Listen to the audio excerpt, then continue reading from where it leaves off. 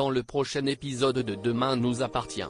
Tandis que Karim se laisse séduire par Agathe, Nour peine à tourner la page. Pendant ce temps, Chloé surprend François dans une situation gênante. Attention, les paragraphes qui suivent contiennent des spoilers sur l'épisode de Demain nous appartient diffusé demain soir sur TF1. Si vous ne voulez rien savoir, ne lisez pas ce qui suit. Mercredi 21 juin dans Demain nous appartient.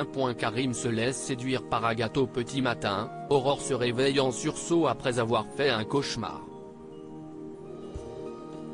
À ses côtés, William tente de la rassurer même si la policière ne réalise pas encore qu'elle est désormais libre et en sécurité.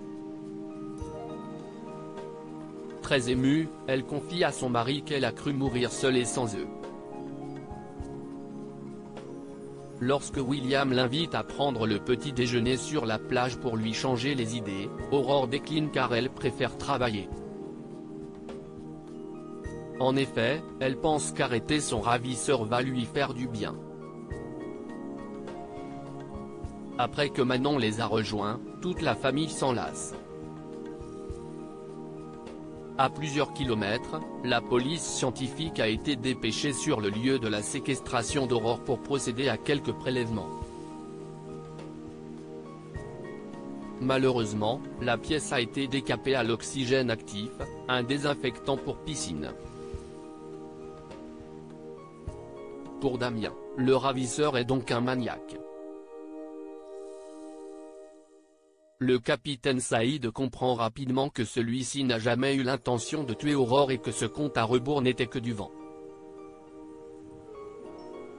Selon lui, cette séquestration était une étape dans son plan et il est certain qu'il va recommencer. En d'autres termes, c'est tout le commissariat qui est ciblé. Au poste, Aurore raconte à Agathe et Sarah les détails de son enlèvement. La policière se rendait à la Paillote pour fêter son anniversaire lorsqu'elle a vu un homme allongé sur la route. Ce dernier portait un casque intégral mais n'avait pas de moto. Elle se souvient en revanche qu'il y avait une camionnette garée un peu plus loin. Bien qu'elle aurait dû se méfier, Aurore s'est malgré tout arrêtée pour lui porter secours. L'homme en question a alors profité qu'elle soit au téléphone avec les pompiers pour se relever et l'endormir à l'aide d'un mouchoir. Aurore s'est ensuite réveillée sur le lieu de sa séquestration.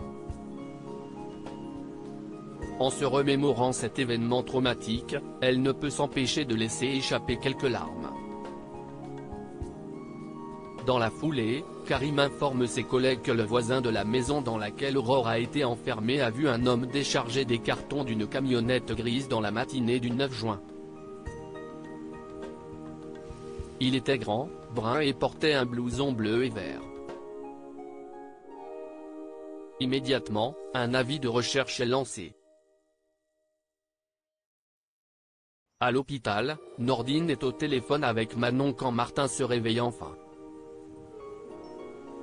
Heureux, le jeune homme pose sa main sur son visage puis l'appelle papa pour la première fois. De son côté, Aurore raconte à Roxane combien elle a été touchée pour tout ce qu'elle a fait pour elle pendant sa séquestration. Sachant pertinemment ce qu'elle lui doit, Roxane affirme qu'elle ne l'aurait jamais abandonnée. Après l'avoir prise chaleureusement dans ses bras, Aurore la questionne sur la nouvelle commandante. Si elle reconnaît qu'elle a du flair, elle précise cependant qu'elle la trouve bizarre. Un sentiment partagé par Aurore. À quelques pas, Agathe reçoit un appel de son complice qui a découvert qu'elle a libéré Aurore.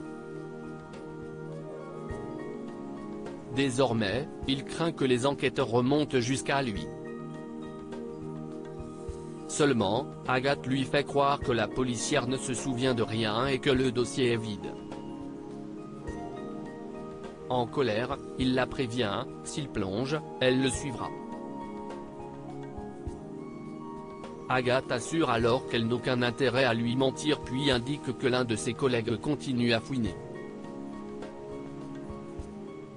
Toutefois, elle promet de s'en occuper. Et le policier en question n'est autre que Karim. En parallèle, Raphaël rend visite à Martin à l'hôpital. Ce dernier saisit cette opportunité pour la remercier d'avoir été à son chevet pendant son coma. D'ailleurs, cela l'a aidé de la sentir auprès de lui. Après lui avoir pris la main, il déclare qu'ils ont finalement réussi à se retrouver. Au Spoon, Agathe et Karim déjeunent ensemble. Tandis qu'ils font plus ample connaissance, la commandante Lempsek le questionne sur sa vie sentimentale. Tous les deux célibataires, ils finissent par se rendre à l'hôtel et partager un moment intime. Nour peine à tourner la page et Nour est déprimée depuis sa rupture avec Gabriel. Après avoir passé la soirée sur le compte Instagram du jeune homme, elle appelle sa sœur. Comme elle se demande s'il pense à elle, Soraya l'encourage à lui poser directement la question mais Nour continue de vider son sac. Dans le même temps, Gabriel ne perd pas une miette de cet échange. Plus tard, il interroge Soraya pour avoir des nouvelles de Nour. Elle lui fait donc comprendre que c'est compliqué pour elle d'être tiraillée entre deux.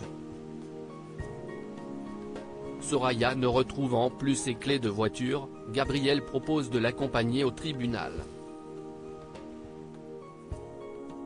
À la fin de l'audience, Gabriel et Soraya s'arrêtent au Spoon pour boire un verre. Au moment où Nour arrive, le malaise est palpable. À tel point d'ailleurs que Gabriel prétexte devoir aller faire des courses pour s'éclipser. Une déception pour Nour qui peine à masquer ses émotions.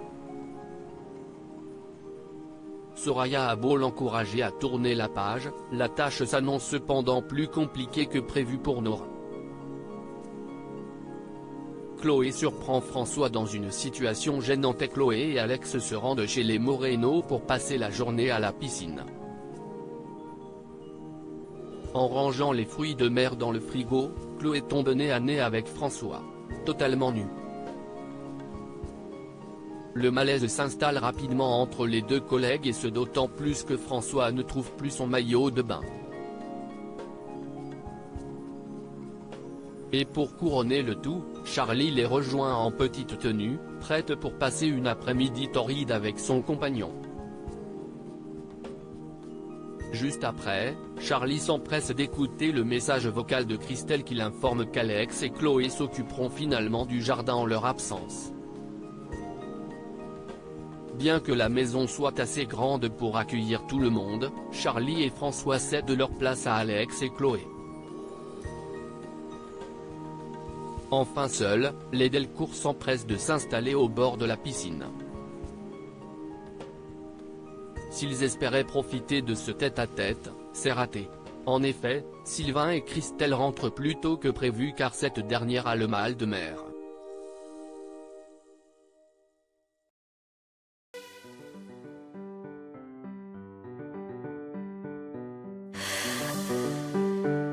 나